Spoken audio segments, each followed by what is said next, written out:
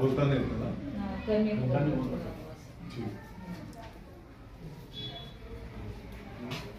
मग अजून कविता कोण बोलतोय का? बोला ना कविता, बोला. काय घाबरते? दोघी तिघी मिळून राहिला का एकटेला भीती वाटते. बरं, दोघं तिघे मिळून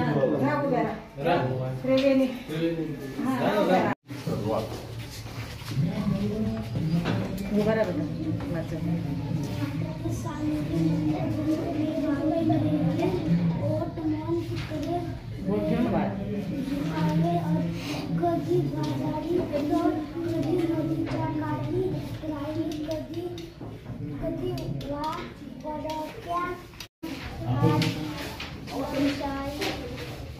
दरबार काळ पडला दरडाला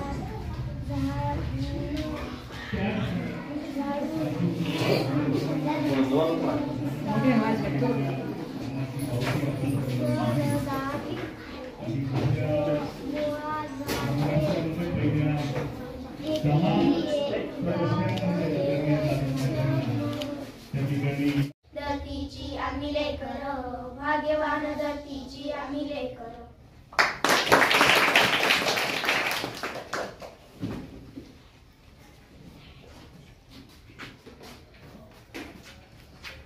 नख दाखवा.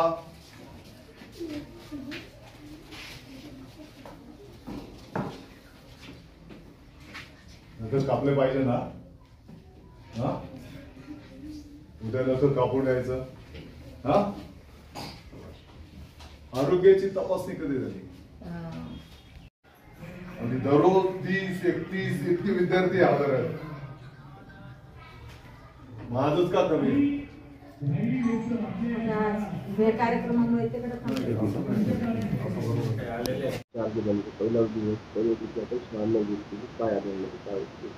आज आपण सर्वजण मालेगाव तालुक्याच्या देवारपाडे गावाच्या जिल्हा परिषदच्या शाळेमध्ये आहोत. चौथीचे विद्यार्थी-विद्यार्थिनी आहेत. माननीय मुख्याध्यापिका मॅडम आहेत. आपण बघितलं असेल की काही विद्यार्थ्यांकडनं आपण वाचन करून घेतलं आहे. त्यात चांगलं वाचन आपल्या विद्यार्थ्यांनी या ठिकाणी केलेलं आहे. मी सर्व विषयांची माहिती घेतली. ह्या विद्यार्थ्यांचं राष्ट्रीय बाल स्वास्थ्य कार्यक्रमाच्या अंतर्गत आरोग्याची तपासणी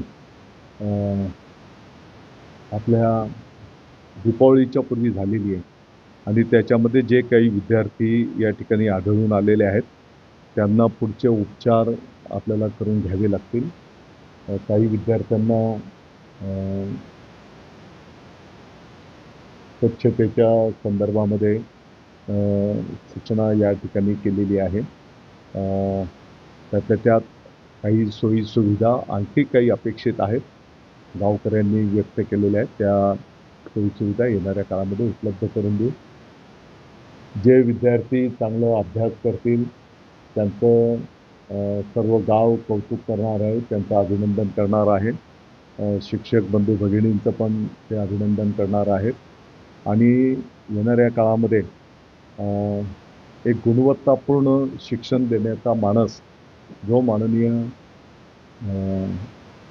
उपमुख्यमंत्री एकनाथजी शिंदे साहेबांचा आहे, माननीय मुख्यमंत्री महोदय देवेंद्रजी फडणवीस साहेबांचा आहे, अजितदादांचा आहे. तळागाळातल्या गरीब कुटुंबाच्या पाल्यांनासुद्धा एक दर्जेदार गुणवत्तापूर्ण शिक्षण मिळालं पाहिजे. त्या दृष्टिकोनातनं आमचा विभाग आम्ही सर्व टीमवर्क त्या ठिकाणी करू आणि त्या दृष्टिकोनातनं कार्यसिद्धीस येऊ. नाही, मला वाटतं की त्या काळामध्ये बेंच नव्हते. आपल्याला सर्वांना खाली बसावं लागायचं. काळानुसार काही बदल होत असतात. आज या सुविधा त्या ठिकाणी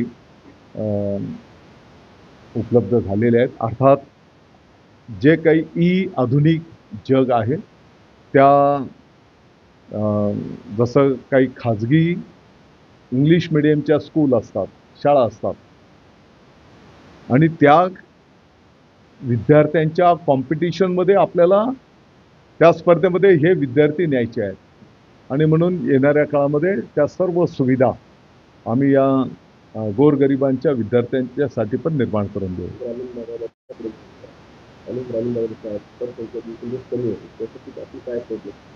मला वाटतं की आपल्याला या विषयावर खूप भाषणबाजी करण्याच्यापेक्षा कृती करावी लागणार आहे. मी आपल्याला आश्वस्त करू इच्छितो, येणाऱ्या वर्षभरामध्ये आमचा संपूर्ण विभाग मेहनत करेल, वेगवेगळ्या प्लॅटफॉर्मवर पातळ्यांवर कार्य करेल. आपल्याला दिसून येईल की ज्या इंग्रजी माध्यमांकडे गेलेले विद्यार्थी त्यांचे पालक त्या विद्यार्थ्यांना आमच्या ग्रामीण भागातल्या शाळेमध्ये शिक्षण घेण्याच्यासाठी नंबर लावतील.